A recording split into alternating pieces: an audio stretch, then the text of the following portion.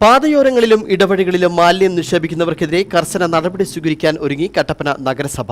ഇതിന്റെ ആദ്യഘട്ടമായി ടൗണിനകത്തെ ഇടവഴികളിലെ മാലിന്യം നീക്കി യാത്രായോഗ്യമാക്കി. മാലിന്യങ്ങൾ സ്ഥിരമായി നിക്ഷേപിക്കുന്ന ഇടങ്ങളിൽ നിരീക്ഷണ ക്യാമറകൾ സ്ഥാപിക്കുവാനും നീക്കം. കട്ടപ്പന നഗരത്തിന്റെ വിവിധ മേഖലകളിലായി കെട്ടിടങ്ങൾക്കിടയിലൂടെ നിരവധി നടപ്പുവഴികളാണ് മുൻപ് ഉണ്ടായിരുന്നത്. കാലക്രമേണ ഇവ മാലിന്യ നിക്ഷേപ കേന്ദ്രങ്ങളായി മാറി. വൻതോതിലാണ് ഇവിടെ മാലിന്യങ്ങൾ നിക്ഷേപിച്ചിരുന്നത്. ഇതോടെ ഇതുവഴി ആളുകൾ നടക്കാതെയായതോടെ ഈ ഭാഗങ്ങളിൽ സാമൂഹ്യവിരുദ്ധ ശല്യം വർദ്ധിക്കുന്നതിനും കാരണമായി. കൂടാതെ മഴക്കാലം ആകുന്നതോടെ വിവിധ മേഖലകളിൽ നിന്നും ഇതുവഴി വെള്ളമൊഴുകി പ്രധാന റോഡുകളിലേക്ക് എത്തുന്നത് വലിയ ദുർഗന്ധം വമിക്കുന്നതിനും ഇടയാക്കിയിരുന്നു. ഈ സാഹചര്യത്തിലാണ് നഗരസഭ ആരോഗ്യ വിഭാഗം ശുചീകരണ തൊഴിലാളികളുടെ നേതൃത്വത്തിൽ ഇടവഴികളിലെ മാലിന്യ കൂമ്പാരം നീക്കി സഞ്ചാരയോഗ്യമാക്കിയതെന്ന് നഗരസഭ വൈസ് ചെയർമാൻ KJ ബെന്നി പറഞ്ഞു.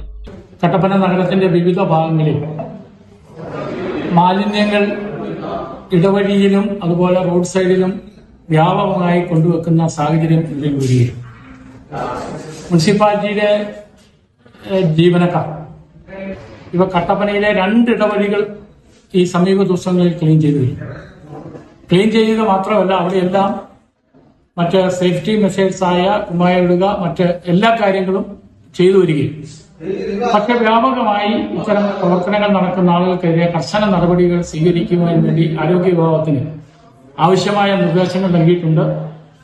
വരും ദിവസങ്ങളിൽ നമ്മൾ ക്യാമറകൾ കുറെ സെറ്റ് ചെയ്യാൻ തീരുമാനിച്ചിട്ടുണ്ട്.